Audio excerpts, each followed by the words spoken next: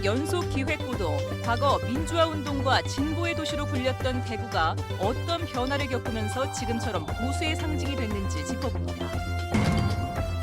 1년 앞으로 다가온 지방선거를 짚어보는 순서, 오늘은 마지막으로 경북 기초단체장과 지방의회 편입니다. 자유한국당 싹쓸이 풍토에서 얼마나 성과를 낼 수 있을지 관심입니다. 농산물 수출에 정보통신 기술이 접목돼 컨테이너 이동이 훨씬 쉬워졌습니다. 성주 참외에 새로운 기술이 적용됐는데 확대될 전망입니다. 전국에서 유일하게 일반계 고등학교 학생을 대상으로 예술, 체육, 위탁 교육을 실시하는 대구 예담학교가 오늘 교육 활동을 전국에 공개했습니다. 시청자 여러분 안녕하십니까? 대구 경북 소식 전해드립니다. 오늘은 어제 이 시간 보도한 대구 불로동 고분군의 창고란 외래식물 관련 소식 먼저 전하겠습니다. 국가사적의 외래종인 큰금계국이 급속도로 늘면서 멸종 위기의 토종식물들은 서식처조차 빼앗기고 있습니다. 그런데 국가사적에 외래종을 인위적으로 도입했다는 지적이 나오고 있는데요.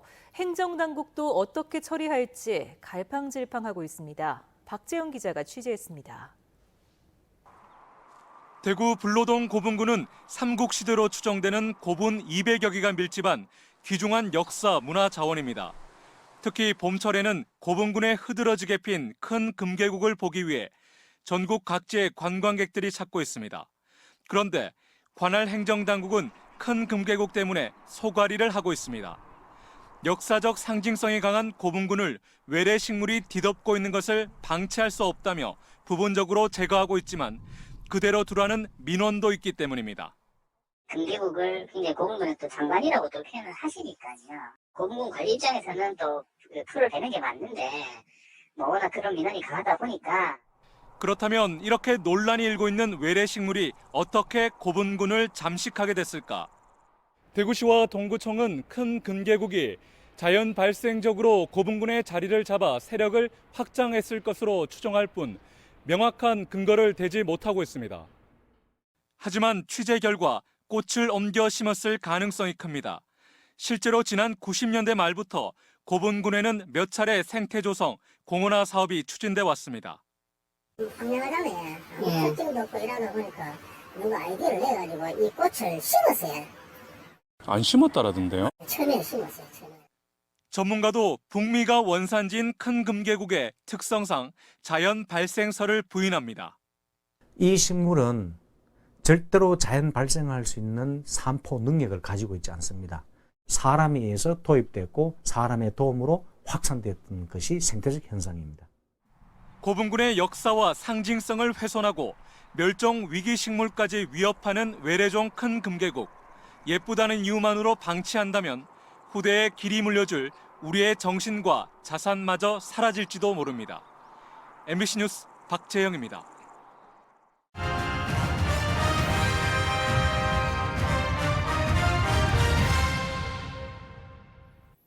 민주주의를 향한 국민적 열망이 표출됐던 6월 항쟁의 의미를 되새겨보는 연속기획보도 세 번째 순서입니다. 1960년대까지만 해도 민주화 운동과 진보의 성지로 불리던 대구가 지금은 보수의 심장으로 일컬어지고 있습니다. 대구가 왜 이런 큰 변화를 겪게 됐는지 신병철 기자가 취재했습니다. 대구시 달성군 가창면의 한 야산. 한국전쟁 발발 직후 좌익으로 몰려 살해된 피해자들의 유족들이 유해가 묻힌 임시 공동묘를 50여 년 만에 찾았습니다. 5.16 쿠데타 직후 미국의 눈치를 보던 박정희 정권이 좌익이 아니라는 사실을 증명하기 위해 피학살자 위령탑을 무참히 부수자 유족들이 감시를 피해 만든 가묘입니다. 유골이 훼손되는 걸 보고서 이제 유족들이 그 분연자들이 치마 포기에 유골을 싸고 이쪽으로 옮겨와서 당시 이곳 가창골에서는 약 10,000명이 2주일간 군경에 의해 학살된 것으로 알려지고 있고 정부에 의해 강제로 보도연맹에 가입된 무고한 피해자들이 많았습니다. 비슷한 시기 경산 코발트 광산에서도 약 3,000명이 학살되는 등 대구 경북 곳곳에서 억울한 죽음이 이어졌습니다. 당시 항일운동과 진보운동의 뿌리가 강했던 지역 특성상 전국에서 학살 피해자가 가장 많았습니다. 한때 남로당원이었던 지역 출신의 박정희 대통령은 정권을 잡자 자신의 선명성을 부각시키기 위해 방금과 채찍 전략을 사용했습니다. 민주화 진보 세력을 탄압하는 한편 과거의 좌익일지라도 자신을 지지하면 온갖 특혜를 주었던 것입니다. 혜택이 입은 사람이 또 많단 말이에요. 그래서 대구 분위기가 이렇게 여당 일편도 지형이 완전히 기울어졌다고. 여기에다 포항제철과 구미공단 등 지역의 경제적인 혜택을 집중시켜 정치적으로 지역 패권주의를 부추기고 동서 갈등을 조장하는 방법을 썼습니다. 이 전략은 전두환 노태우 정권까지 이어지며 결국 대구는 보수의 본산이 된 것입니다. 80년 신군부가 들어서면서 지역 분열 정치가 더욱더 기승을 부리면서 대구가 거기에 포로가 되어서 보수 야성으로서 오명을. 한국전쟁을 겪으며 억울한 학살의 피해자로 죽음의 공포 속에 살아야 했던 대구와 경북. 자신들의 권력 유지가 최우선인 군사정권의 오랜 통치 기간을 거치면서 동서 갈등의 한 축이자 지역 패권주의의 상징이자 피해자가 되어버렸습니다. MBC 뉴스 신병철입니다. 농산물 수출은 보통 컨테이너를 이용하는데 장기간 이동할 때 내부 온도가 오르면서 상하는 경우가 많아 골칫거리였습니다. 이런 한계를 극복하기 위한 첨단 기술이 성주 참외 수출에 처음 적용됐습니다. 보도에 한태영 기자입니다. 탐스럽게 잘 익은 참외가 하나씩 포장되고 5kg짜리 상자에 담겨 수출용 컨테이너 차량에 실립니다. 성주 참외는 그동안 동남아시아 중심으로 수출이 이루어져 왔는데 이번에는 강원도 동해안을 통해 처음으로 러시아 블라디보스토크에 진출합니다. 컨테이너에는 최적의 선도를 유지하기 위해 위치와 온도, 습도를 실시간 모니터링할 수 있는 첨단 장비가 설치됐습니다. 국립원예 특작과학원과 동아대학교는 이 기술을 통해 버려지는 과일의 비율을 35%에서 15%로 줄이고 신선도 유지 기간도 11일에서 15일까지 늘어나게 된다고 밝혔습니다. 선도가 유지가 되고 현지에 도착해서도 마트에서도 일주일 이상 갈 수 있기 때문에 획기적인 기술이라고 생각을 하고 있습니다. 해마다 250톤의 참외를 수출하는 성주군은 이 기술로 수출 국가가 늘어나게 돼 참외 가격 하락을 막을 수 있는 효과를 기대하고 있습니다. 홍수 철화될 때에 오늘같이 이래 러시아에 수출한다 하면은 아주 우리 국민들한테도 농민들한테도 아주 도움이 많이 됩니다.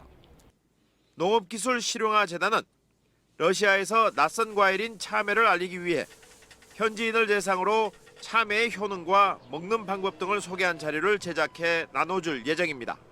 이와 같은 저장 기술을 적용하게 되면 이런 모든 우리나라에서 생산되는 신선한 채소류나 과일류를 동남아, 미국, 러시아까지 수출할 수 있는 길이 열렸고 해상 운송이 정보통신 기술에 힘입어 시간적인 한계를 조금씩 극복하게 되면서 농산물 수출 증대에도 크게 기여할 것으로 기대됩니다. MBC 뉴스 한태현입니다.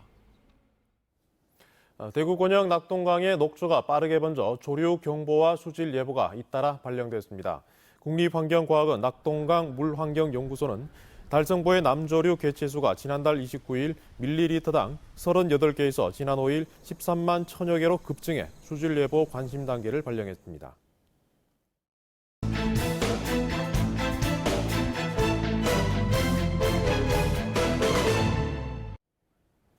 1년 앞으로 다가온 지방선거를 점검해보는 순서, 오늘은 마지막으로 경북 기초단체장과 지방의회 편입니다. 대부분이 자유한국당 소속인데 다른 당에서 얼마나 성과를 낼 수 있을지 관심입니다. 보도에 도성진 기자입니다. 2014년 지방선거에서 전국의 무투표 당선자 229명 가운데 경북에서 가장 많은 46명이 나왔고 모두 자유한국당의 전신인 새누리당 소속이었습니다. 지난 4월 상주군이 의성 청송 국회의원 재선거에서도 자유한국당 후보가 압도적인 표차로 당선되기도 했습니다. 현재 23개 시군 기초단체장 역시 모두 자유한국당 소속입니다. 이 때문에 3선 연임으로 물러나는 구미와 김천, 영천, 청송, 영양 5곳의 단체장도 자유한국당 경선이 곧 당선이란 인식이 강합니다. 하지만 혁신도시가 있는 김천 율곡동에서는 대선에서 문재인 대통령이 50%를 넘는 득표율을 올리는 등 외부 인구 유입이 많은 김천과 구미 등에서는 변화 가능성이 엿보이고 있습니다. 자유한국당이 대선 이후에도 구태적인 권력 다툼이 끊이지 않으면서 지지율이 계속 하락하고 있는 점도 눈여겨봐야 할 대목입니다. 자유한국당에는 불만을 가지고 그러나 민주당을 지지하기는 어렵고 하는 이런 사람들이 바른정당에서 이제 적절한 인물이 나온다면 바른정당 쪽으로 모일 수도 있다라고 생각을 합니다. 지방선거와 함께 실시될 예정인 개헌 국민투표 역시 각 정당 입장에 따라 전체 판도에 영향을 줄 수 있어 주요 변수로 꼽힙니다. 개헌을 위한 국민투표와 지방선거가 동시에 이제 치러질 그런 가능성이 굉장히 커진 것이죠. 그렇게 본다면 개헌의 어떤 프레임이 사실 지방선거를 규정할 가능성도 매우 크다. 여야가 바뀌고 지역의 맹주로 군림해온 보수마저 분열된 가운데 1년 앞으로 다가온 지방선거. 무너진 보수는 뿌리 깊은 지지 세력을 가진 대구 경북을 기반으로 재건을 도모하고 있고 진보는 달라진 민심에 희망을 걸고 있습니다. MBC 뉴스 도성진입니다. 일반계 고등학교 학생이 예체능 분야로 진학할 수 있도록 관련 교육을 지원해주는 학교가 전국에서 유일하게 대구에 있습니다. 바로 대구 예담학교인데요. 오늘 교육 활동을 공개하고 전국 단위 학생 모집에 들어갔습니다. 이상원 기자가 보도합니다. 선생님의 지도를 받으며 작곡 공부를 하는 학생들은 대구의 일반계 고등학교 3학년입니다. 일반계 고등학교 학생들이 예술과 체육 분야로 진학하기 위해서는 학교 수업을 마치고 사교육을 받아야 하지만 이 학교에서는 그럴 필요가 없습니다. 실용음악, 클래식, 뮤지컬, 미술, 체육 등 5개 분야에서 전문가 선생님들의 지도를 받을 수 있습니다.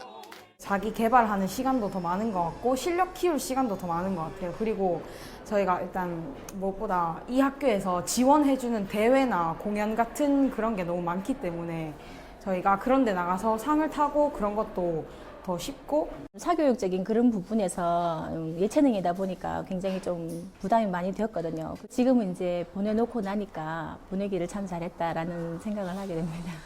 대구 예담학교는 전일제 8학급 200명, 방과 후형 9학급 201명으로 운영되고 있습니다. 인문계 고등학교에 입학한 뒤 2, 3학년 때부터 이곳으로 와 교육과정을 이수한 학생들은 자신이 입학한 학교 교적으로 졸업을 하게 됩니다. 원조교의 교적은 두고 여기서 수업을 시키고 여기서 선생님들부터 지도를 받게 됐을 때 학생 진학률도 높아지고 또 지가 하고 싶은 과목을 공부를 하게 되니까 몰입도도 높아지고.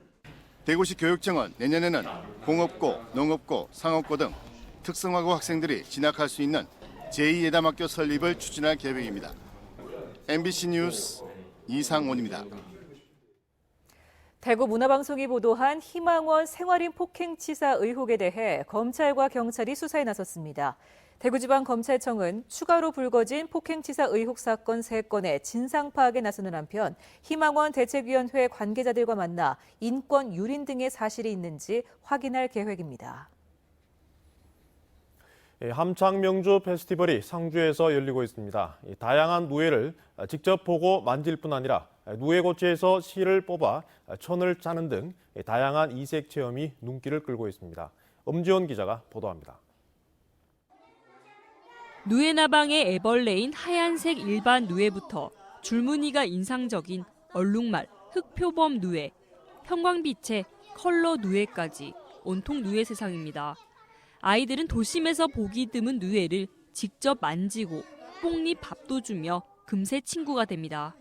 징그러운데 폭신폭신해요. 부드러웠어요.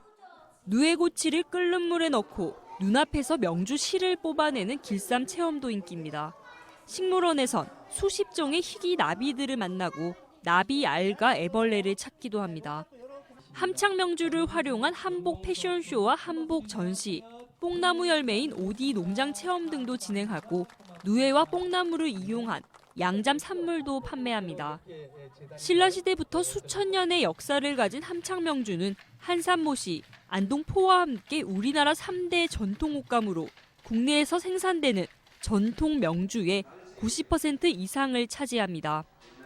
상주시는 양잠과 명주, 한복 1번지로의 부활을 구상하고 있습니다. 누에를 바이오 융복합 단지로 만들기 위해서 첫째는 봉밭 조성을 한 300여 건을 투자하고 한복진흥원까지 해서 그야말로 역사와 현재 미래를 준비하는 제6회 함창명주 페스티벌은 상주 함창명주 테마공원에서 내일까지 이틀간 열립니다. MBC 뉴스 엄지연입니다.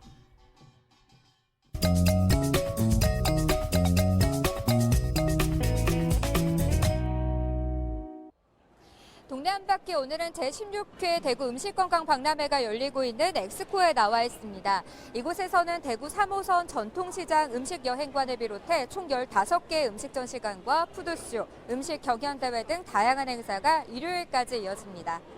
원래는 특히 무대에서 푸드쇼라든가 칵테일쇼 그리고 체험 행사가 많이 있고 또 다른 해와 다르게 시식 공간이 많아서 시민들이 구경하고 보고 느끼고 맛보고 하는 좋은 기회가 될 것으로 생각됩니다.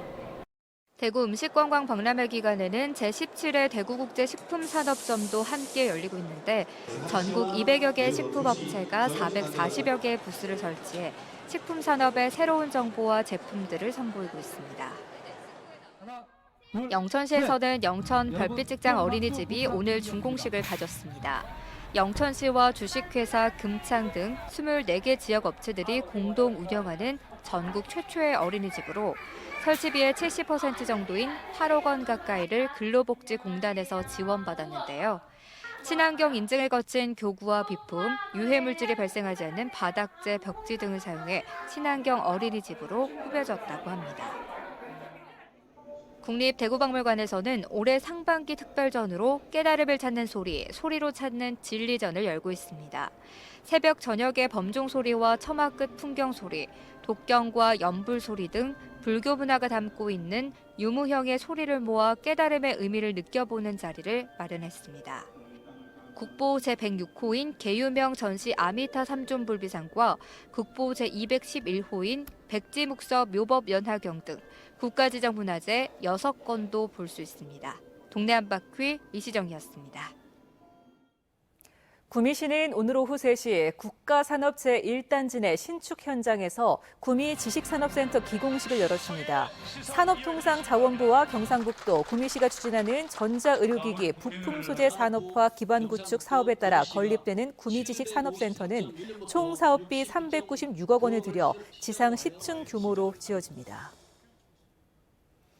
대구대학교 교수회는 대구대학교 학교법인 영광학원이 구성원의 의견 수렴 없이 일방적으로 대구 미래대학교와 통합을 추진하고 있다며 통합추진위 발족을 원점에서 재검토할 것을 요구했습니다. 대구 경북 소식이었습니다.